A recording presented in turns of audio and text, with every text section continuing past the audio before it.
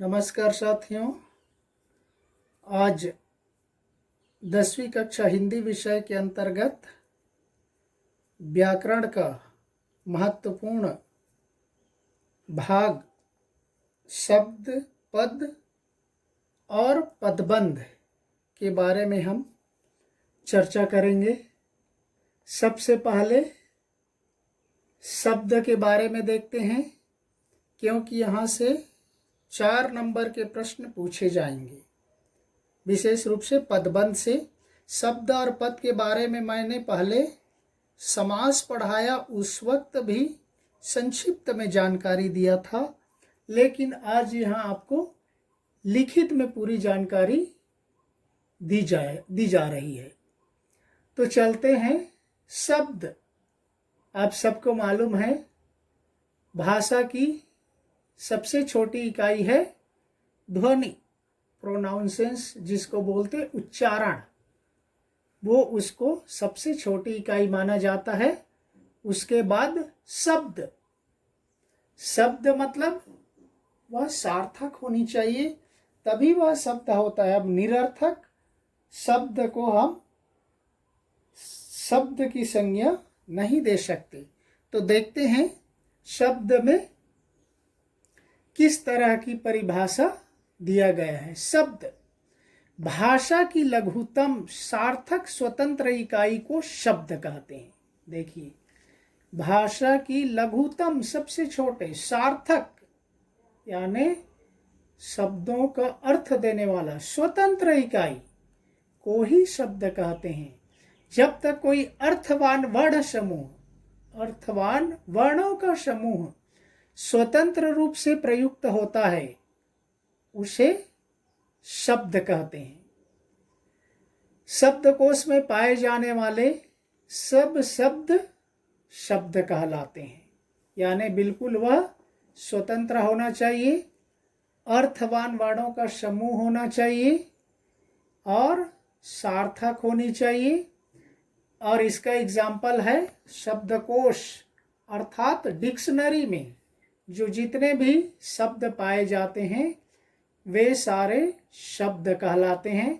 जैसे यहाँ पर एग्जाम्पल के तौर पर कुछ शब्द दे दिया गया है। देखिए, घोड़ा, लड़का, आम, बच्चा, ये सारे शब्द हैं। मतलब हम सिंगल रूप से अकेले में एक एक शब्द जो भी बोलते हैं, सार्थक बोलते हैं, वही शब्द है। अब आ जाते हैं पद। जब कोई शब्द वाक्य में प्रयुक्त होता है, देखिए, जब कोई शब्द वाक्य सेंटेंस में प्रयुक्त होता है तो वह स्वतंत्र नहीं रहता, वह अन्य शब्दों, पदों से संबंधित हो जाता है, जुड़ जाता है। उसमें कई विभक्तियां, कारक चिन्ह लग जाते हैं, तब वह पद कहलाता है। तो देखिए, यहाँ पर उदाहरण दे दिया गया है, बच्चा रोता है। वहां पर देखिए बच्चा है, हम उसमें जोड़ देते हैं बच्चा रोता है। वो बच्चा स्वतंत्र नहीं रहा, अब उसमें उसकी क्रिया जुड़ गई रोने की, तो वह बन गया पद। घोड़ा हिनहिना रहा है। देखिए, घोड़ा अकेले प्रयोग करेंगे तो वह शब्द है, लेकिन उसकी क्रिया जोड़ दिया गया हिनहिनाने की, तब वह पद बन गया। लड़का दौड़ता है, उसमें भी क्रिया जुड़ गया। लड़का क्या कर रहा है? दौड़ रहा है। आम बहुत मीठा है, उसकी विशेषता बता दिया, आम कैसा है? बहुत मीठा है। राम सुंदर है, राम की विशेषता बता दिया गया। तो इस तरह से हम कोई शब्द में प्रयोग करते हैं, सिंगल शब्द में प्रयोग करते हैं, तब वह शब्द है। और उसी शब्द को हम वाक्य में प्रयुक्त कर देते हैं, सेंटेंस में प्रयोग कर देते हैं, उसमें कई प्रकार की विभक्तियां जुड़ जाती हैं, तब वह हो जाता है पद। अक्सर परीक्षाओं में पूछा जाता है, तो इसी को आपको लिखना है। शब्द किसे कहते हैं, उदाहरण दीजिए, तो वहां उदाहरण देखिए। पद किसे कहते हैं, तो पद लिखना है, उदाहरण देना है। और शब्द और पद में अंतर पूछे तो भी वो दोनों परिभाषा को लिखकर दोनों के उदाहरण को लिखना अनिवार्य है। तब इस तरह से आपके उत्तर सही हो जाएंगे। तो ये है शब्द और पद। आगे में और हम कुछ देखेंगे। देखिए, उसके बाद आता है पदबंध। शब्द, पद, अब उससे बड़ा हो गया पदबंध। पदबंध देखिए, जब एक से अधिक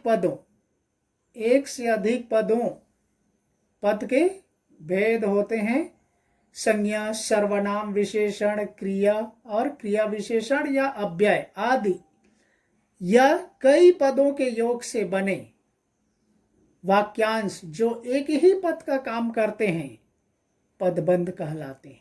देखिए, उसमें एक ही पद में कई पदों का योग हो जाता है, यानी पद के प्रकारों का, जिसमें संज्ञा होता है, विशेषण होता है, क्रिया होती है, ये सारी चीजें एक ही वाक्य में जुड़ जाती हैं, तब उनको कहा जाता है पदबंध। नाम से ही पता चल रहा है, पदों का बंध यानी पदों का गुच्छा, पदों का समूह एक सेंटेंस में, एक वाक्य में प्रयुक्त कर दी जाती है, तो वह कहलाता है पदबंध।